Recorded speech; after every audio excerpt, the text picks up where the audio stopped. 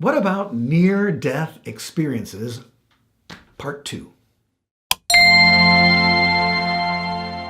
Hey, welcome to today's little lesson. Thank you for joining. We're going to keep talking about what we were talking about in the last lesson about near-death experiences that have actually been studied scientifically, of course, by getting the testimonies of people who have had them. And it's fascinating stuff, and boy, a lot of it is just totally consistent with the Bible, because the Bible teaches that there's life after death, and when you're dead, you're not dead like a dog. You enter into another realm, but you're conscious and so forth, and the Bible teaches that. And the Bible teaches that you are a spiritual being, and this is the container. This is the earth suit, as it will. When this earth suit, it gets too old, it can't, it's not a good container.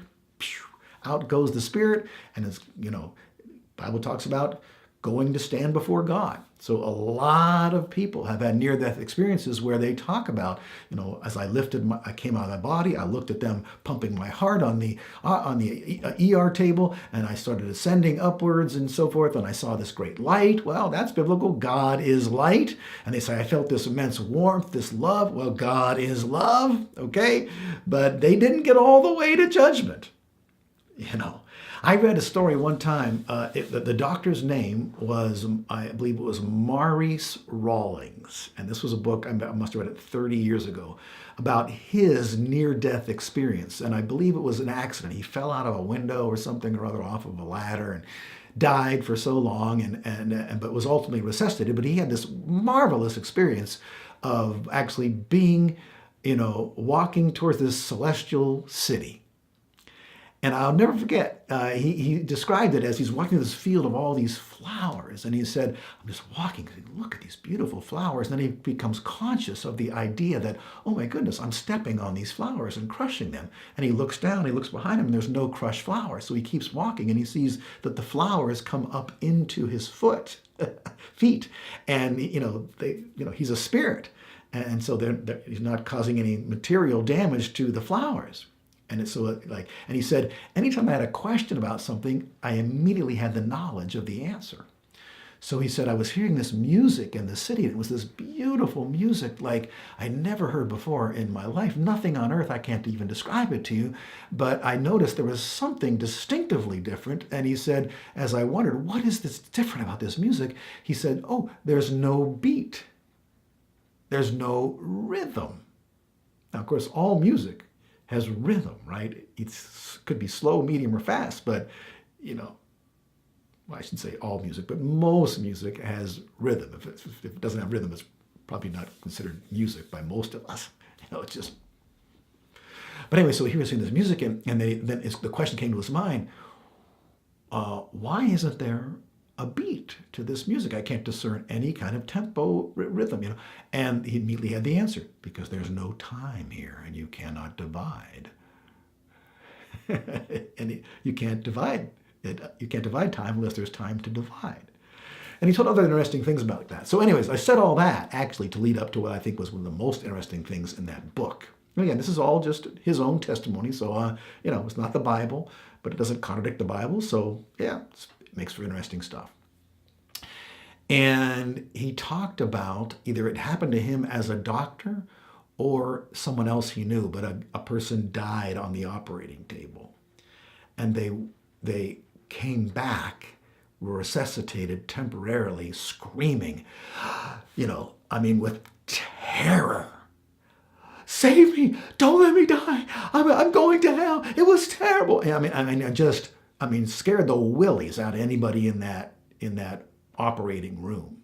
And I think they lost him again, and he came back again and screaming in terror, please save my life, don't let me die and go to hell, and it was just terrible. But they eventually got this guy back and stabilized, and then got him out of the room and put him in recovery. And so this doctor, it was either Dr. Rawlings or somebody else, I don't know if he was relating the story or it happened to him himself, but he or that person, that other doctor, later went to this person who had this near-death experience to ask him about, can you describe to me that terrifying experience? What did you see? What did you experience? And the guy couldn't remember any of it. He said, what? What are you talking about? I don't remember anything like that. So just like, you can have a dream and you totally forget. Well, we all have dreams we totally forget. They say every night. Sometimes you remember them if you wake up, being startled or something, but most times you don't remember your dreams. And so it's possible to, have these mental images and then have no recount, no historical, memory of them. And Dr. Rawlings' theory was that this was so traumatic to this person that they blocked it out of their mind altogether. He says, but in the operating room, it gave all of us the willy-nillys, because this guy was terrified. Okay, so he postulated something like that. That may be the reason that we don't have more of those types of testimonies of people who died and who, experienced something that wasn't so pleasant, is because those who have such terrible experiences, if they survive and if they make it, somehow they're to cope with the whole emotional, mental aspect that it's blocked out. Again, that's just just postulating. But again, as I said in our last lesson, I'm sticking with the Bible. I'm fascinated, by anyone's near-death experience. I would have loved to have asked Lazarus, who was dead for 4 days. Well, what was it like? I'm wondering. I was just reading the other day, and I thought, why didn't John, the guy who wrote the story, told the story of Lazarus' resurrection, why didn't he say, oh, I interviewed Lazarus to find out where he went and what it was like? That's so interesting. How could you leave that out of the story? I don't know. But regardless, there's life after death.